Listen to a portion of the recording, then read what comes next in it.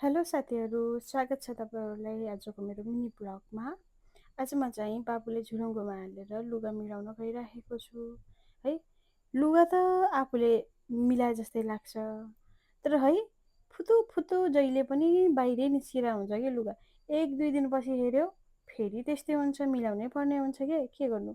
घरको सरसफाइ गर्दा गर्दा थाकिन्छ, तर सरसफाइ सकिँदैन। अनि लुगा मिलाउँछु, सरसफाइ गर्छु, झाडु पोछा गर्छु, त्यस्तै झाडु पोछा गर्दा गर्दै पानी परिहाल्छ। अनि दौडेर गएर म त बाख्राले बानिहाल्छु किनभने पछि बाख्रा रुज्यो भने कराउँछ। त्यतिकैमा म तपाईँहरूलाई लग्छु आज मेरो बारीमा। बारीमा हेर्नुहोस् त कस्तो राम्रो चिचिन्डा फलेको छ। जस्तो जति देख्नुहुन्छ नि त्यो सबै चाहिँ के हो, चिचिन्डाको जाँग हो। अनि त्यो चिचिन्डालाई आज हामी टिप्ने भनेका छौँ कि बुढाबुढी मिलेर। अनि हामीहरू जान्छौँ अनि चिचिन्डा टिप्न।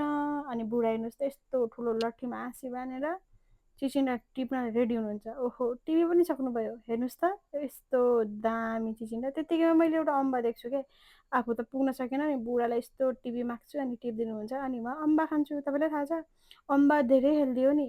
दुईवटा एप्पल खानु र एउटा अम्बा खानु बराबर हुन्छ त्यही भएर यदि तपाईँहरूको घरतिर पनि अम्बाको रुखहरू छन् भनेपछि खाने गर्नुहोस् अनि बुढाले पनि यस्तो मिठो अम्बा पाउनुहुन्छ अनि मलाई भन्नुहुन्छ ल तिमी पनि खाऊ त भनेर यस्तो मायाले दिनुहुन्छ।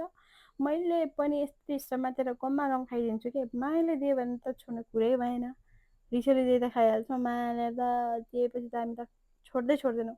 त्यसपछि हेर्नुहोस् त यस्तो राम्रो चिचिन्डा टिप्नुहुन्छ बुढाले। अनि यो चिचिन्डा टिपेर अनि म वल्लो पल्लो घरको दिदीलाई दिन्छु। ठ्याक्कै दिन गइरहेको हुन्छु, दिदी आउनुहुन्छ, लिनु दिदी तरकारी खानु भन्छु।